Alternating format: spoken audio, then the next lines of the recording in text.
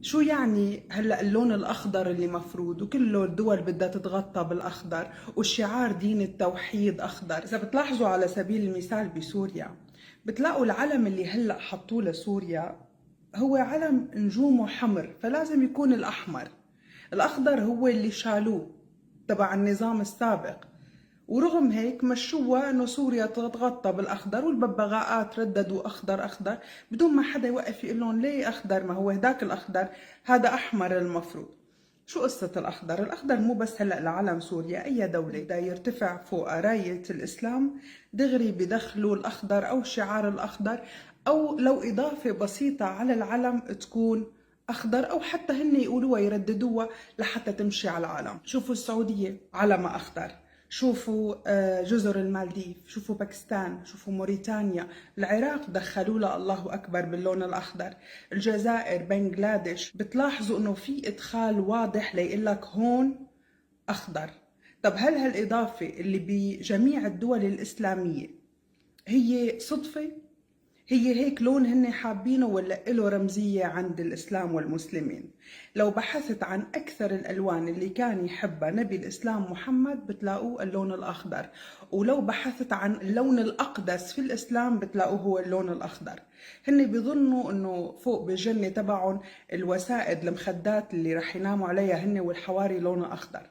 نحن كمسيحيين شو بيعني لنا هذا الكلام؟ لو رحنا لسفر رؤيا يوحنا الإصحاح السادس، الأخضر اللي المفروض هو لون السلام ولون الحياة، هو هيك المفروض، فلون السلام ولون الحياة، فلازم الفارس الجالس على الفرس الأخضر يجيب معه الحياة للأرض وفقا للون أنه يكون بماثله. شوف الأخضر اللي هو المفضل عند الإسلام شو بالكتاب المقدس، الرؤيا اصحاح 6 آية 8: فنظرت وإذا فرس أخضر والجالس عليه اسمه الموت. الموت مو الحياة، ما بيعطي حياة للبشر، هذا الأخضر الجالس عليه هو الموت. والهاوية تتبعه، وأعطيا سلطانا على ربع الأرض أن يقتلا بالسيف والجوع والموت وبوحوش الأرض.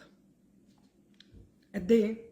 ربع الأرض أعطيا سلطانا، وتعددت الأسباب، والموت والهلاك واحد عند دين التوحيد اللي هلأ احتل ربع البشرية. البشرية قديه عددها اليوم؟ 8 مليار. قديه منهم مسلمين؟ مليارين. ربع البشرية. هو هذا الأمر اللي سبق وأنبأنا فيه الرب الإله. لذلك نحن كمسيحيين مهما حدث ثابتين، لأنه اللي عم بيصير هو فقط ما سبق وقالنا عنه أبونا السماوي إنه بإذن منه رح يصير، ولكن مو علينا نحن.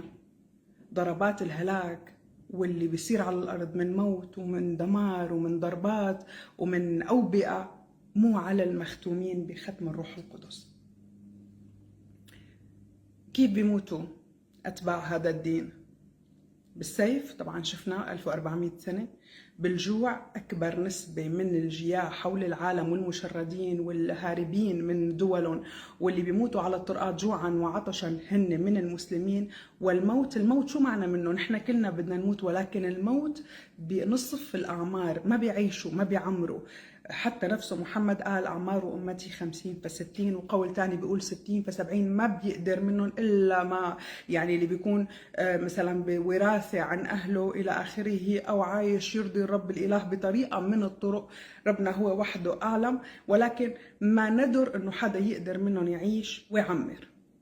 طبعا بالإضافة لوحوش الأرض اللي هن منهم، وهن عم يقتلوا بعض ويقتلوا من البشر.